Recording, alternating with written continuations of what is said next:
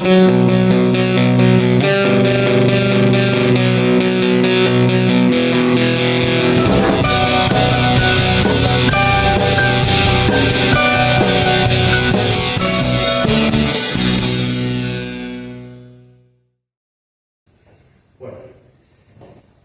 queridos hermanos, vamos a comenzar esta prédica y lo vamos a hacer con una oración breve, ¿les parece?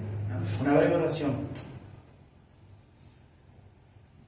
Oh Padre Santo, te pido en esta mañana que tú nos hables a través de tu palabra. Sabemos que tú tienes un pueblo y ese pueblo aquí en este lugar está compuesto por estos hermanos que han venido, Señor.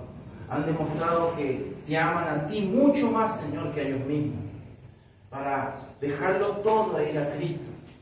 Señor, manifiesta tu poder y tu gloria, Señor, que nos vamos renovados, que nos vamos como cantábamos al principio diciendo de que tú eres grande.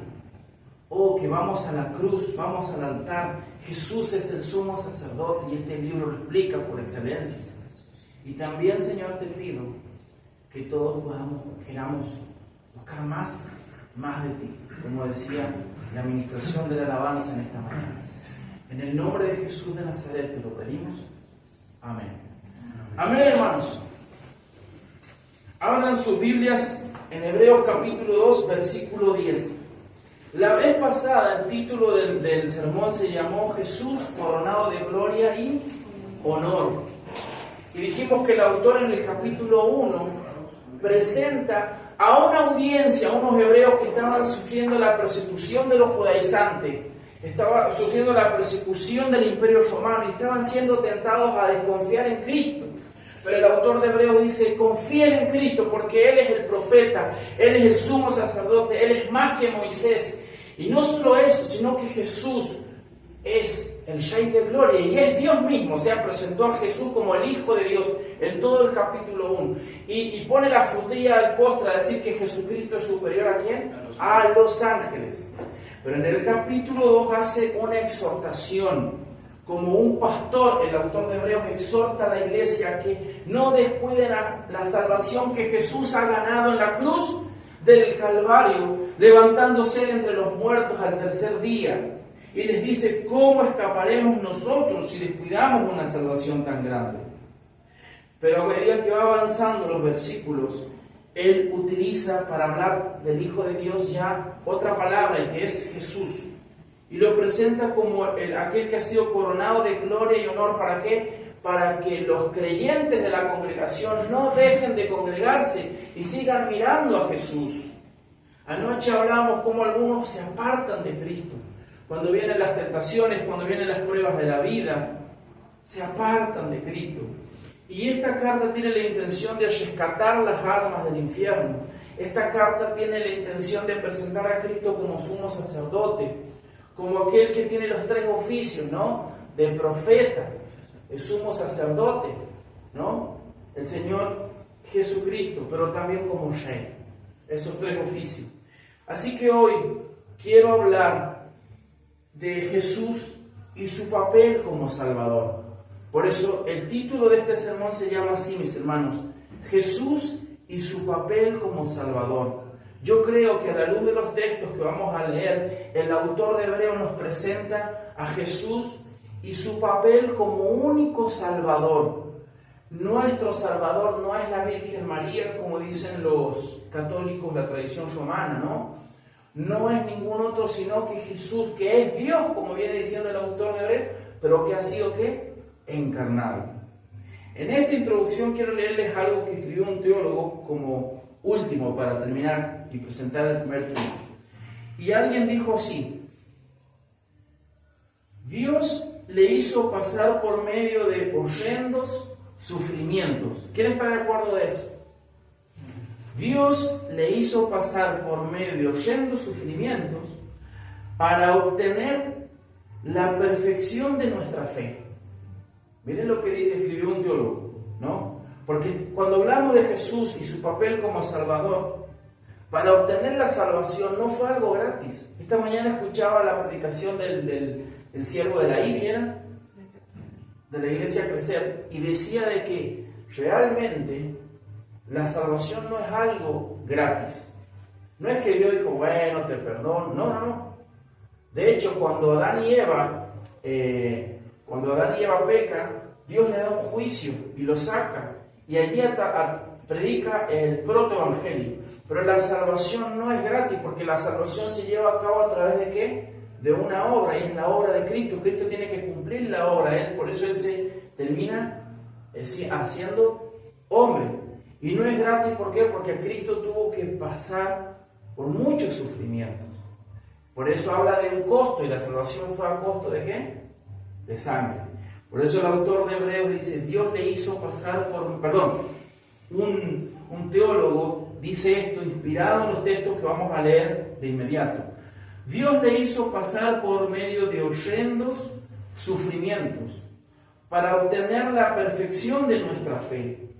Fue la voluntad de Dios que su Hijo sufriese para lograr la salvación de muchos hijos. Y cuando el Hijo completó su sufrimiento, se constituyó en fundador de su salvación. Fue designado para guiar a los escogidos de una vida de esclavitud, ¿cómo vivíamos antes? Una vida de esclavitud, hasta una vida de felicidad eterna, en la cual ellos son considerados hijos y herederos con Cristo. ¿Escucharon la parte final? La quiero repetir una vez más para terminar con esta introducción. Que Jesucristo fue designado por ¿quién? Acuérdense del diálogo intertrinitario, en la economía de la Trinidad. El Padre, ¿quién dice quién va a ir a morir? El Hijo levanta voluntariamente la mano y dice, yo voy a ir. En esa gloria que alguna vez tuve ¿con quién? Con mi Padre. Entonces en la economía de la redención hay diferentes roles. ¿Quién muere por nosotros? ¿El Padre o el Hijo? Dios Hijo muere en la cruz, ¿no? Y es Él quien dice, Padre, ¿por qué me has abandonado? Si no, entramos en una herejía que se llama el modalismo, una herejía antigua que cometen los judaizantes, que dicen que Dios se transforma en diferentes modos. Y a veces Dios se nos presenta como el Hijo, a veces se nos presenta como un Espíritu, y a veces como el Espíritu Santo, a veces como Padre. No. El cristianismo, dice en una de sus doctrinas fundamentales que debemos tener, es que son tres personas distintas, ¿no? Y eso se ve en el bautismo y en otros lugares más. La forma bautismal del cristianismo, ¿cómo es? Te bautizo en el nombre del Padre, del Hijo y del Espíritu Santo.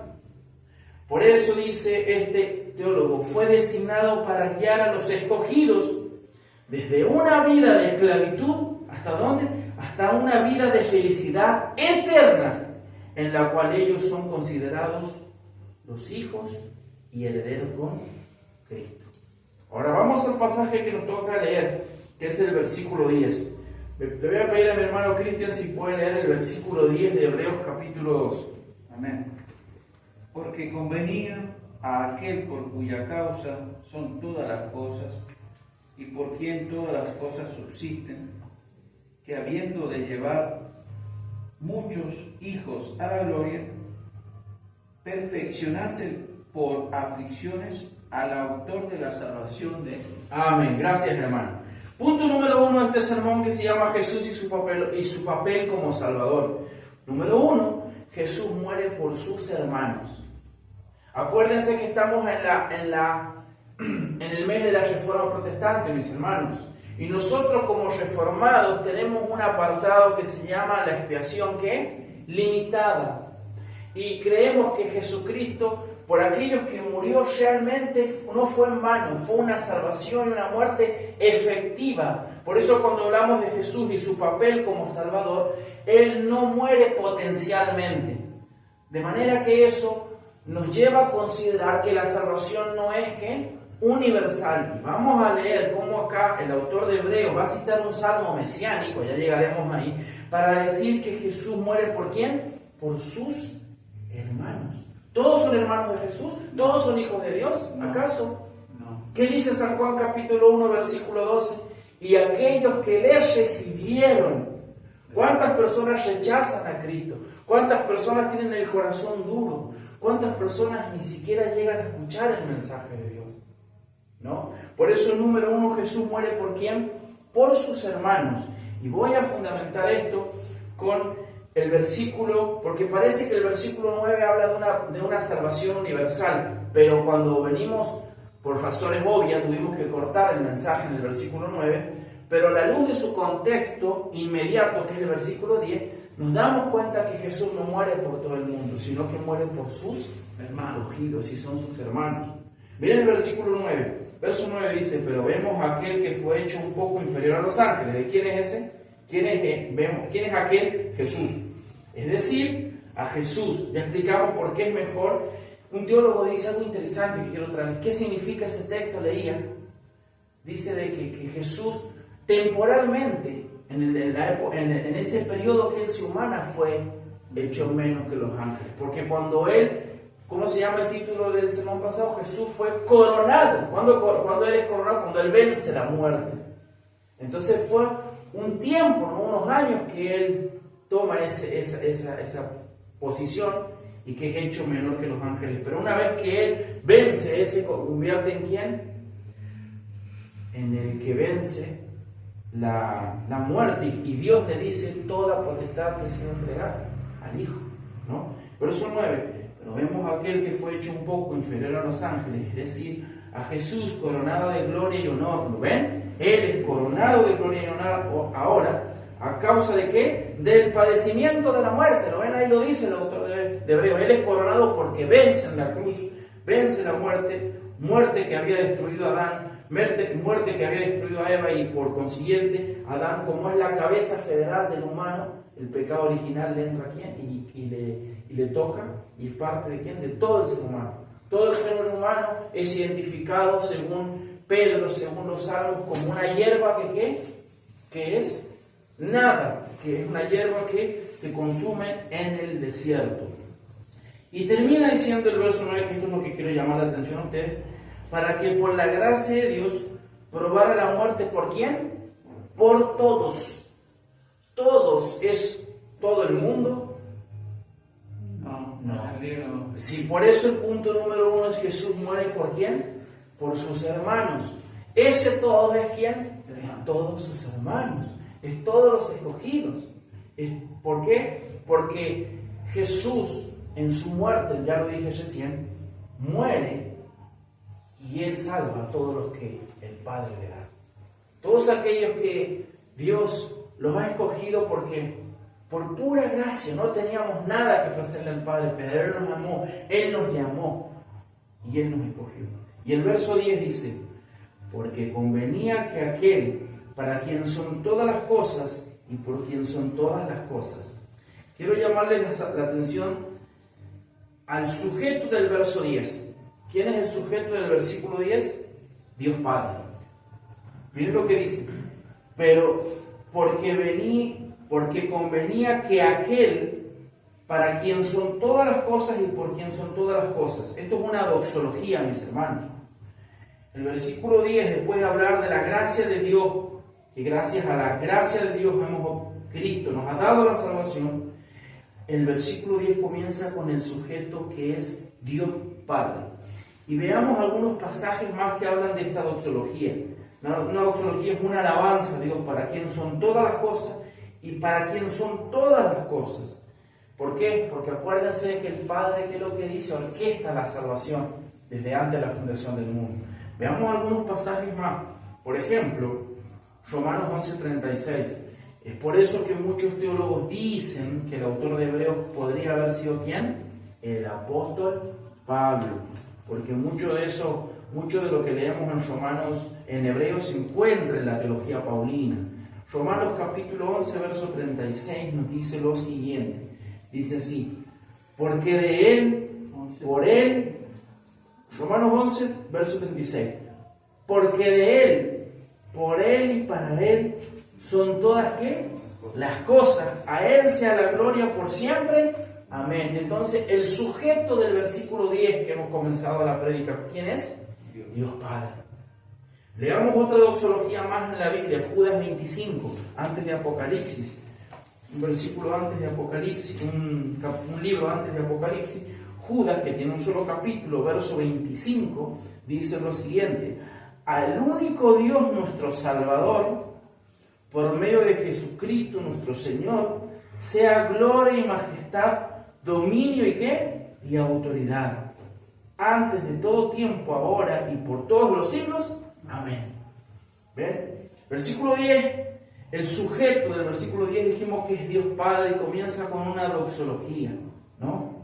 Pero esa doxología que está presentando el autor de Hebreo, porque convenía que aquel para quien son todas las cosas y por quien son todas las cosas, a la luz de todo el libro y toda la Biblia, no solamente se queda con una sola persona de la Trinidad, sino que también le aplica a quién. Porque el cristianismo cree en la Trinidad. Y el cristianismo, el Dios del cristianismo, es un Dios trino. Y cualquiera que rechace eso, tiene un Dios que no es el Dios de la Biblia, porque a la luz de la Biblia se nos habla de un Dios que es trino. Por eso, esa doxología es compartida ¿con quién? Con Jesús. Por ejemplo, tal como lo evidencia pasajes como 1 Corintios 8:6. Vamos a 1 Corintios, versículo 8:6. Es decir, que la alabanza de la salvación es otorgada ¿a quién? A Dios Padre, a Dios Hijo. 1 Corintios capítulo 8, versículo 6, dice lo siguiente. 1 Corintios capítulo 8, versículo 6 dice: pero para nosotros hay ¿qué? Un solo Dios. ¿Qué enseña la Trinidad? Los herejes dicen que el cristianismo enseña ¿qué? Un politeísmo, y que la Trinidad dice que son tres dioses, un monstruo de tres cabezas, y que lo hemos sacado de la teología romana. Es más, algunos dicen, los herejes, de que nosotros los cristianos, la Trinidad la ha creado los católicos romanos. Yo lo he escuchado muchas veces, pero no es eso. Miren lo que dice 1 Corintios 8, verso 6. Pero para nosotros, para los cristianos, ¿hay cuánto? Un solo Dios. Creemos en un solo Dios, el Padre, de quien proceden todas las cosas. Mis hermanos, este es un versículo que los testigos de Jehová lo saben, pero de memoria. Cada vez que ustedes van a debatir este tema, ellos siempre, pero siempre, porque se lo enseñan en un mecanismo de estudio que ellos tienen, y de los pasajes que tienen que memorizar de memoria, es ese. Porque acá Pablo dice de que Dios Padre es el único Dios. Pero miren cómo justamente ese texto es el que habla de la divinidad del Hijo, porque continúa diciendo, miren, de quien proceden todas las cosas. Ven que es un lenguaje muy parecido de Hebreos 2:10. Y nosotros somos para Él. ¿Y qué más? Y un solo Señor. En el Antiguo Testamento, ¿cómo aparece Señor? Como Adonai. En el Antiguo Testamento, Señor, ¿quién es? Yahvé o Jehová en la Reina Valera. Entonces acá Pablo está hablando de Dios Padre como Dios Hijo, ¿qué? De la misma manera. Y un solo Señor. ¿Quién es Señor? ¿Quién es el único que es llamado Señor en el Antiguo Testamento? Dios Padre, Jehová.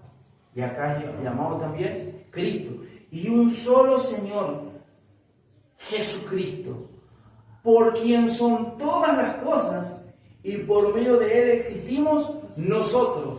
No hay un texto más trinitario que este, mis hermanos. Así que cuando un hereje como los testigos de Jehová, un sectario, les quiera decir eso, justamente esta doxología que comienza, habla de Dios Padre y también le aplica ¿a quién? Al Señor Jesucristo. Y un versículo más apologético para apoyar esta idea es Colosenses 1. Colosenses, capítulo 1, versos 16 y 17. Vamos a ver ahí qué es lo que nos dice Pablo, qué es lo que le decía a los colosenses. Colosenses, capítulo 1, versículos 16 y 17 nos dice lo siguiente.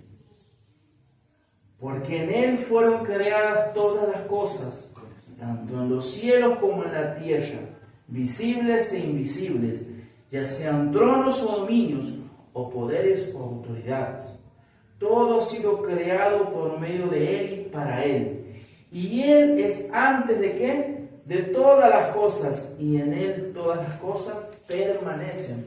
No es un capricho del cristianismo la Trinidad, es la palabra del Señor. Entonces en el versículo 10 el sujeto es Dios Padre, a quien se le da una doxología en Romanos 11:36, en Judas 25, por nombrar algunos pasajes, ¿no? Si no podríamos estar toda la mañana acá, pero también es compartida con Jesús, tal como la evidencia 1 Corintios 8:6, ¿y quién más? Colosenses capítulo 1, versos 16 al 17. Ahora, hay una pregunta que es lícita hacerle a ese texto, al versículo 10. ¿Por quién murió Cristo? Esa es la pregunta que yo les hago, iglesia. ¿Por quién murió Cristo? Y la respuesta es ¿por quién? A la luz del versículo 9 podríamos decir por todo el mundo. ¿Ven que dice por todo? Pero el verso 10 nos responde y dice que murió ¿por quién? Por sus hermanos. Por sus hermanos. Jesucristo es Dios. Porque vamos a ver más adelante, y me voy a adelantar un poquito, voy a dar unos pasitos más adelante, porque recién escuché decir por sus hijos. Y es así, por sus hijos. Por eso Cristo, por ejemplo, por el profeta Isaías, es llamado Padre, ¿qué? Padre eterno. ¿Bien?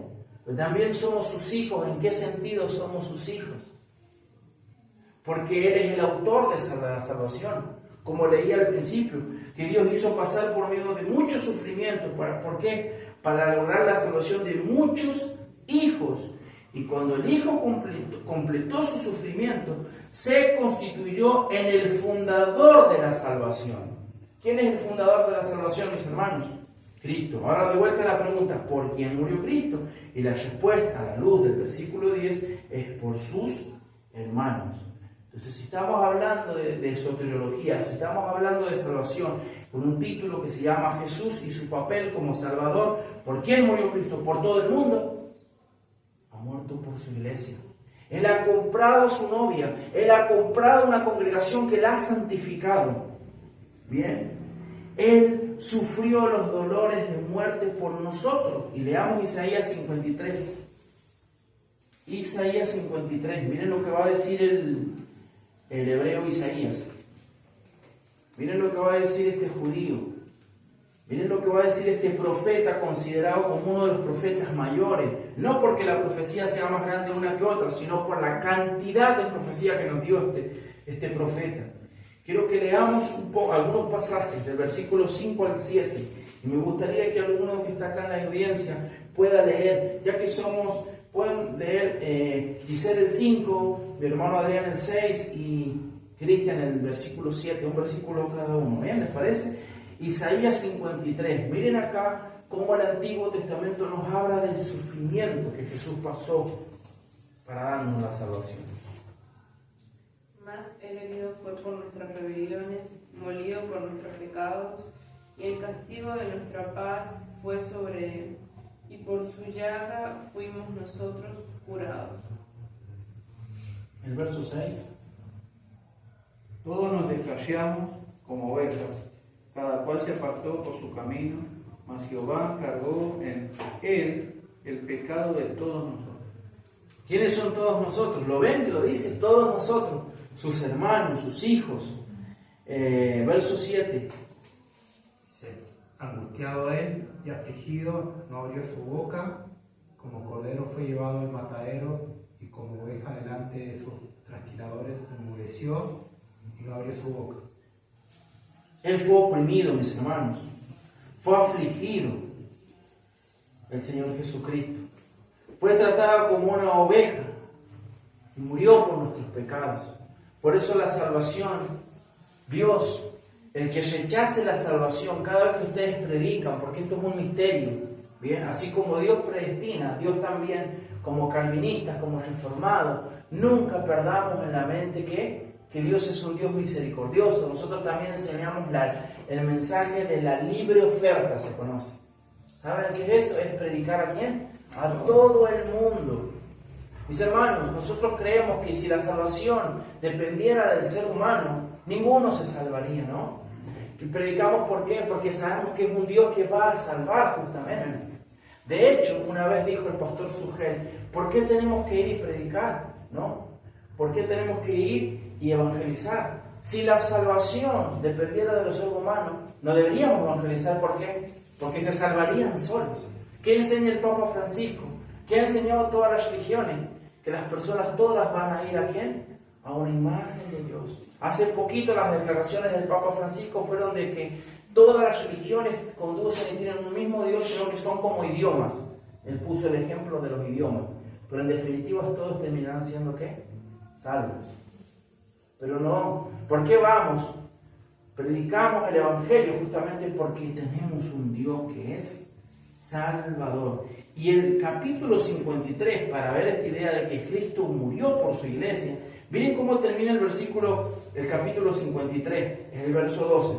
Dice, por tanto, yo le daré parte con los grandes y con los fuertes, repartirá despojos, porque le llamó su alma ¿hasta quién? Hasta la muerte. Y con los transgresores fue contado, llevó el pecado de todo el mundo. Miren lo que dice, llevó el pecado de ¿quién? De muchos. ¿Por quién murió? Jesús muere por sus hermanos, ese es el punto número 1. E intercedió por los transgresores. Porque convenía que aquel, Hebreos 2:10, porque convenía que aquel para quien son todas las cosas y por quien son todas las cosas, llevando muchos hijos ¿a dónde?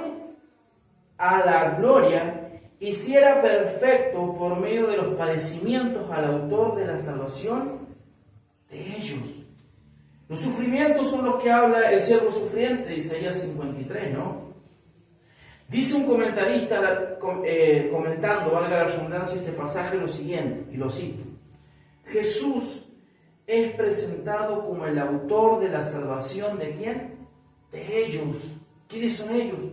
Sus hijos, sus hermanos. Él va delante de ellos, puesto que Él es el pionero, el fundador de la salvación. En Hebreos capítulo 12, versículo 2, Jesús se le llama, y dice este teólogo, y lo dice el pasaje también, el autor y perfeccionar de nuestra fe. ¿Cómo se lo conoce Hebreos 12:2? El autor y perfeccionar de nuestra fe. ¿Qué es lo que hace el Señor Jesucristo? Nos da la salvación, pero también ¿qué? Nos va a perfeccionar nuestra fe, ¿no? Entonces, número 1, les dije que Jesús muere ¿por quién? Por sus hermanos. Número 2, en el versículo 11 lo que vemos es que Jesús continúa santificando a sus hermanos. En el papel de la salvación que nos presenta Hebreos capítulo 2, quiero hablar ahora en este momento que Jesús continúa santificando a sus hermanos. El punto número 1, que es lo que dije en la primera idea, que Jesús era el Salvador de todo el mundo, no, sino el Salvador ¿de quién? De sus hermanos. Número 2, ahora Jesús continúa santificando a sus hermanos. Por eso una de las doctrinas de la gracia es que los que se convierten en hermanos de Jesús, los que son hijos de Dios por consiguiente, no son personas que por el hecho de saber que tienen una salvación eterna continúan en el pecado. Lejos de eso, dice el apóstol Pablo en Romanos 6:1, que es lo que dice, no. De manera que todos los que están muertos han sido muertos al pecado, ¿no?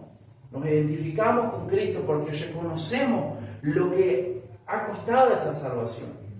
Y lo hacemos, la obediencia que nosotros tenemos a los caminos de Cristo, que es un camino como angosto, que obedecemos sus mandamientos, que ya no son pesados, es una obediencia en gratitud. Lejos de eso, la religión falsa presenta que una obediencia para ganar una salvación, y eso se constituye en una salvación por obras, y en los mejores de los casos, una salvación donde Dios ha hecho algo en la salvación, pero no ha sido completa ahí. El ser humano tiene que terminarla con una obediencia perfecta.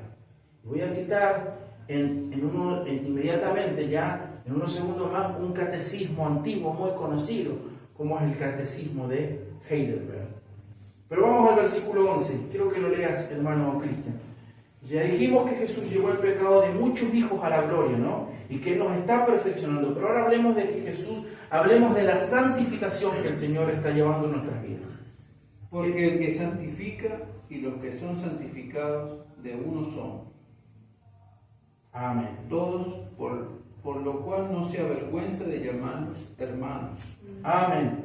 Entonces el verso 11 dice, porque tanto el que santifica como los que son santificados son todos ¿de qué? De un Padre. Dice un teólogo lo siguiente, Jesús es quien santifica ¿a quién? A los hombres. Y continúa haciéndolo hasta el fin de los tiempos.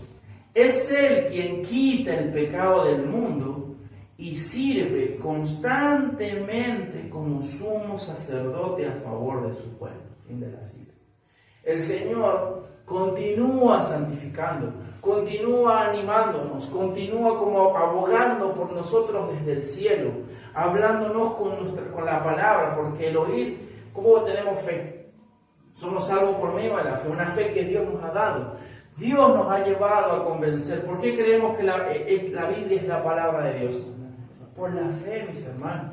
Cuando los escépticos niegan que la Biblia sea la palabra de Dios, cuando los católicos ponen el magisterio católico, el dicasterio de la fe, muchas veces a la misma altura que ¿quién? Que la palabra de Dios. Cuando ellos ponen la tradición papal a la misma altura. Por eso en el mes de la Reforma los protestantes, valga la redundancia esa palabra, protestaron y dijeron no, nosotros somos sola Escritura, que es decir, la Escritura está por encima de ¿qué? De todo, mis hermanos. Sí, los catecismos, sí, las confesiones, sí, a los concilios, pero todo eso son herramientas que Dios ha utilizado para confirmar lo que ya está escrito. ¿Y está escrito dónde? En su palabra. Por eso, número 2, lo repito una vez más, quiero dejar en claro ahora que Jesús continúa santificando ¿a quién? A sus hermanos que ya ha salvado. Porque como dice el autor de Hebreos, Cristo ha muerto una sola vez y para siempre. ¿Por quién? Por nuestros pecados. La santificación de su pueblo no constituye un evento aislado, sino un proceso de toda la vida. Fin de la cita. Repito, escuchen esto. La santificación de su pueblo no constituye un evento aislado.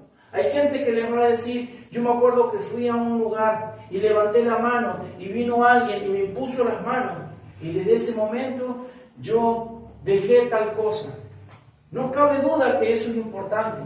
Hay gente que van a decir, yo fui a ese campamento y firmé una tarjeta y la tiré al fuego y desde ese momento ya no pequé más en eso. Ok, pero pecar es algo que lamentablemente debemos luchar. El pecado debemos luchar que es todos los días. No es algo en un evento singular, no es la cuestión. Y quiero decir algo, mis hermanos. Yo he asistido y estoy a favor de los campamentos. No quiero desmeritar eso. Yo he asistido a muchos campamentos y he conocido a muchos jóvenes que pasaban al frente y lloraban y se tiraban al piso. Y quizás nosotros hemos sido uno de esos, ¿no? Que esos momentos han sido lindos y estábamos aislados durante 5 días en un lugar apartado de todo. Nos levantamos con un devocional, después escuchamos un estudio de horas, comíamos y continuábamos alabando al Señor en carpas. ¿Lo hicieron eso alguna de ustedes? ¿No? Yo sí lo hice y era hermoso. Y después esperábamos talleres a la tarde y en la noche prédica, era todo el día la palabra de Dios. Y era como que si flotábamos, obviamente porque nos llenábamos del Espíritu. Pero después que se acababa esa semana, era como si nos hubiésemos pinchado. Y todo ese aire que teníamos, ¿qué empezamos a qué? Nos desinflamos. Y ya pasaba el otro año y ya no estaban los mismos. El pueblo de Dios se renovaba. Y ya pasaban los meses y aquel que estaba en el campamento llorando y confesando su pecado, ¿qué pasó? Está en el mundo. Por eso es importante entender que la santificación de su pueblo no consiste en un evento aislado, sino en un proceso que dura ¿cuánto? Toda la vida. Por eso es que la salvación, y lo voy a decir muchas veces, no se pierde. Como así tampoco, como dijo Pelagio, uno puede ser perfecto en el mundo. Ven acá, debajo del sol tenemos que luchar. Como decía el puritano John Bunyan en su libro tan famoso, El progreso ¿de qué? Del peregrino. Mientras estemos acá, la ciudad de la vanidad va a golpear nuestras puertas. Mientras estemos acá, el pecado, la lujuria, la maldad y el odio. Pero nunca se puede apoderar de nosotros, porque hay un sumo sacerdote que intercede ¿por quién? Por nosotros. Amén. ¿Cuántos dicen amén a eso? Amén. Amén.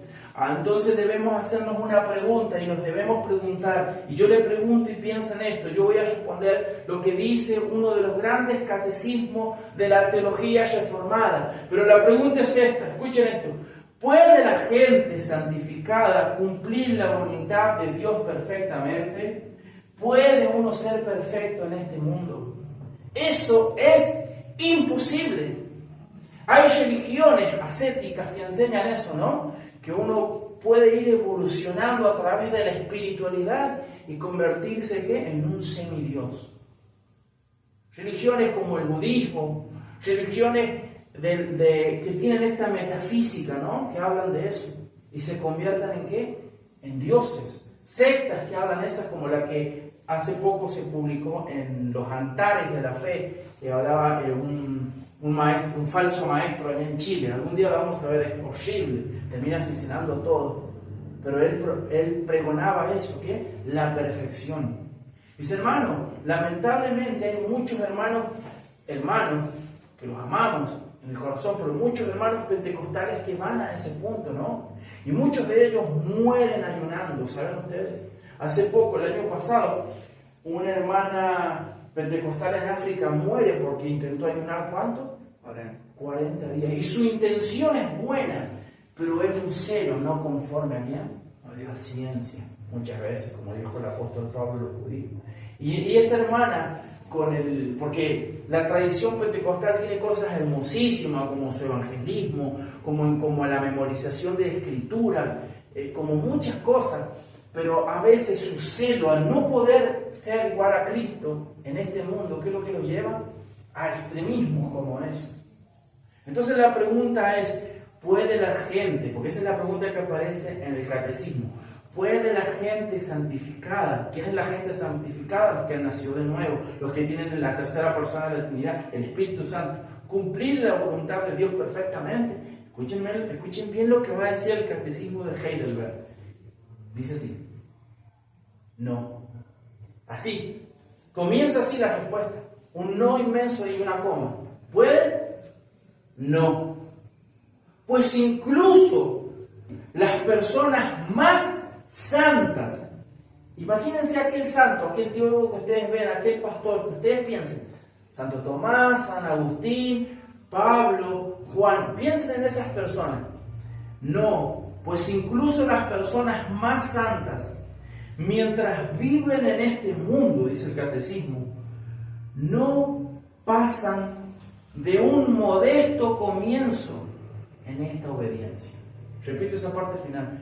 No pasan de un modesto, miren la palabra que utilizan, no pasan de un modesto comienzo en esta obediencia. Fuerte. A veces parece desesperanzador, a veces parece esa respuesta de decir, bueno, no es eso, sino es un baño de realidad, mis hermanos. Ahora, el deseo nuestro debe ser anhelar la perfección y entender que a la luz de las Escrituras Jesús no ha dado una salvación potencial. Debemos entender y afincar en nuestro corazón que Jesús nos salvó eternamente, que salgamos con el gozo del Señor, que no le buscamos a Dios por un legalismo, le buscamos en obediencia a Dios. Le buscamos por amor, porque Él ya nos ha dado una salvación gratis, ¿no? Pero que no nos carguemos con algo en el sentido de que vamos a llegar a ser perfectos en este mundo, porque no. Al contrario, muchas veces vamos a ir envejeciendo. Gracias a Dios, en estos tiempos, por medio de las redes sociales, se ha viralizado una hermana que tiene mal del Alzheimer, esa enfermedad. No sé si lo han visto ese video, que hay una hermana que no se acuerda de nadie, y lamentablemente eso, la enfermedad es parte del pecado, porque cuando es parte del pecado, no estoy diciendo que la enfermedad sea todo pecado, pero hay un misterio ahí, porque cuando estemos en el cielo y fuera de pecado, ¿vamos a estar enfermos? No. Bien, entonces en ese juicio de Dios, que es parte del pecado, ¿no? La enfermedad, capaz que ustedes lo han visto, no se acuerdan, pero se viralizó como ella, teniendo esta enfermedad, no se acordaba de nada, pero vienen sus hijos o algún familiar y le pregunta: ¿quién es tu Señor? ¿Y qué dice ella? Jesús. Confiesa a Jesucristo. Y la palabra dice que si lo confesamos a Él, ¿qué va a hacer Él? Él nos confesará. Él nos confesará, Él nos salvará. El hecho de pronunciar a Jesús, todos los cristianos que murieron como mártires en el primer siglo, ¿murieron por qué? Por Jesús. Murieron a raíz que los judíos los mataban, los judaizantes los mataban ¿quién? Los romanos, porque decían que el Dios era ¿quién? El César. Entonces, a pesar de nuestro pecado, nosotros vamos camino a la gloria. ¿Por qué? Porque Jesús continúa santificando a sus hermanos. Verso 11. Porque tanto el que santifica como los que son santificados son todos de un Padre. Nosotros ya somos hijos de Dios. Imagínate tú que tienes un hijo, ¿no? ¿Cómo vos vas a despreciarlo a tu hijo? ¿Cómo es que tú le vas a cortar la salvación a ese hijo? ¿Cómo es que tú lo vas a desheredar? Por eso Pablo pone el ejemplo que aún nosotros, siendo buenos, aceptamos cosas malas. Eso dice Jesús. Pero Pablo dice de que Dios nos ama tanto, en Romanos 8, que Dios no puede ser comparado ¿en quién? Con los seres humanos. De manera que Dios nunca va a hacer eso, sino que Él nos va a perseverar siempre hasta ¿quién? Nos va a llevar a la gloria. Y por último, quiero hablar del versículo 2 y 13. Y el último punto de este sermón, que estoy hablando de Jesús y su papel como Salvador, es que Jesús exhorta a la iglesia para que alabe al Dios Trino. Vamos a ver que el autor de Hebreos va a traer citas del Salmo 22 y de Isaías 8.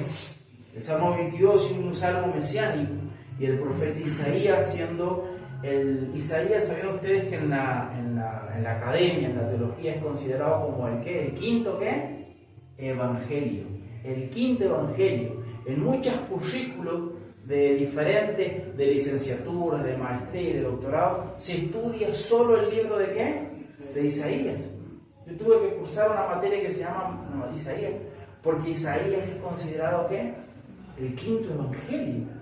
Es más, se ha dicho que si nosotros podríamos perder todos los evangelios y con que tengamos Isaías, ya podemos identificar bien, correctamente ¿a quién? Al Señor Jesucristo.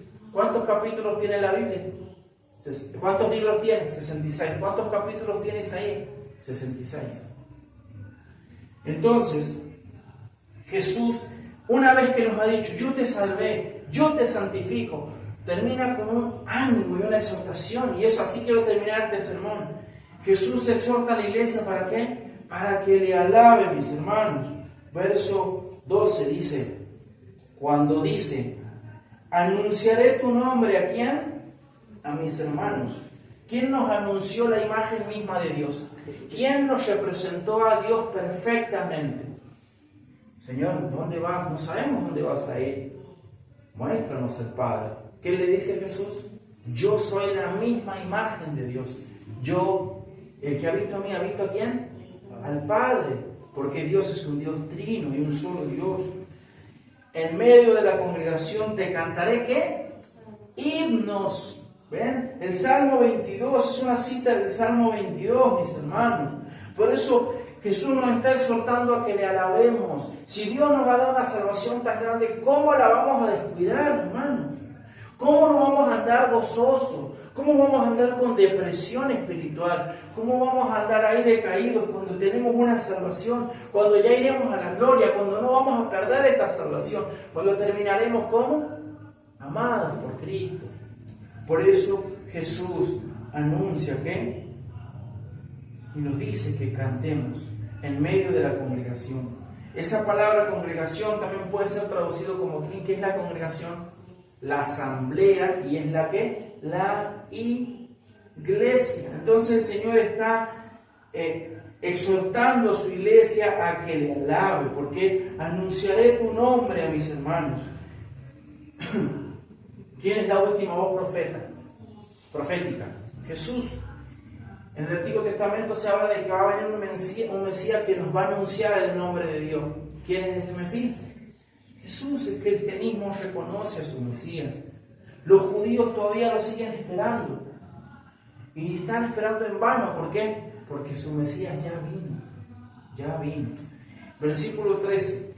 Una cita de Isaías 8. Isaías 8, 17 al 18. Y dice el verso 13. Otra vez yo en él confiaré. Y otra vez aquí estoy. Yo y los hijos que Dios me ha, ¿qué? Me ha dado. Miren el autor de Hebreo cómo exhorta. Acuérdense que es un hebreo. Cuando se les escribe esta carta, ¿están pensando que Jesús es el Mesías? ¿Están considerando abandonar a Jesús como el Mesías, mis hermanos? Por eso mi pregunta es, ¿cómo estamos nosotros? ¿Cómo estamos? ¿Creemos que Jesús es el Mesías? ¿Creemos que Jesús es el Rey? ¿O seguimos pensando como estos hebreos que debemos alejarnos de la iglesia? ¿Cuántos han abandonado la fe de Cristo? Decía Charles Scott, que fue un gran teólogo, que los que aman a Jesús realmente van a dejar todo por ir a la congregación. Los que aman a Jesús tienen un afecto que viene desde adentro de sus entrañas y han menospreciado toda su vida con tal de amar a ¿quién?